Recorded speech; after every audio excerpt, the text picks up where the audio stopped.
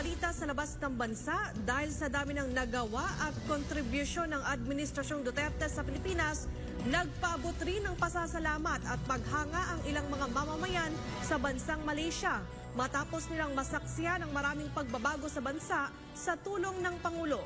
Si Lester Valles sa report.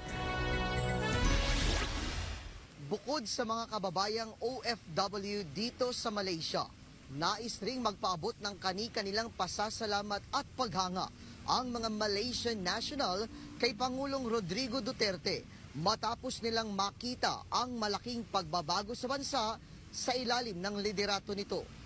Para sa Pro-Chancellor o isa sa pinakamataas na opisyal ng sikat na universidad sa Kuala Lumpur na Lincoln University na si Datu Dr. Hadja Bibi Florina Abdullah, dahil anya kay Pangulong Duterte, itinaas raw nito ang pananaw ng mga Pilipino ukol sa mga proyektong sa tingin ng iba ay hindi kayang maipatupad sa isang bansa. Ipinunto niya ang ukol sa war on drugs ng Pangulo. Sinabi ni Abdullah na hanga siya sa liderato ng Pangulo na pamunuan ng laban kontra iligal na droga.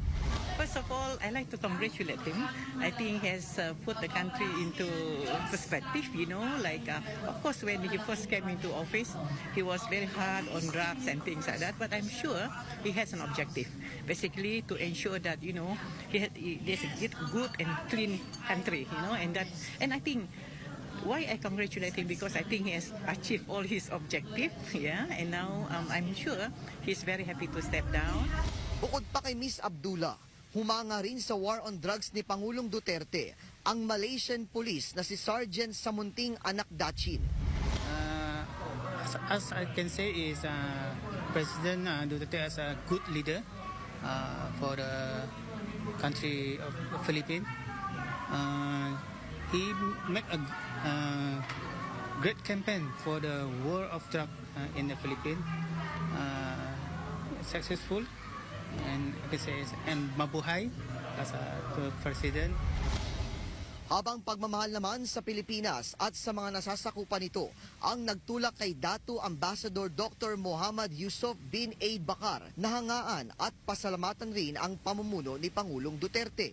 Anya, bagaman ginamit ng Pangulo ang kanyang kamay na bakal, naging daan naman anya ito para maiangat ang bansa mula sa iba't ibang suliraning kinakarap ng Pilipinas.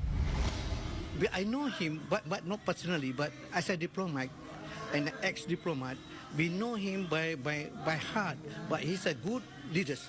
He have simply some kind of standard as a president of Filipino.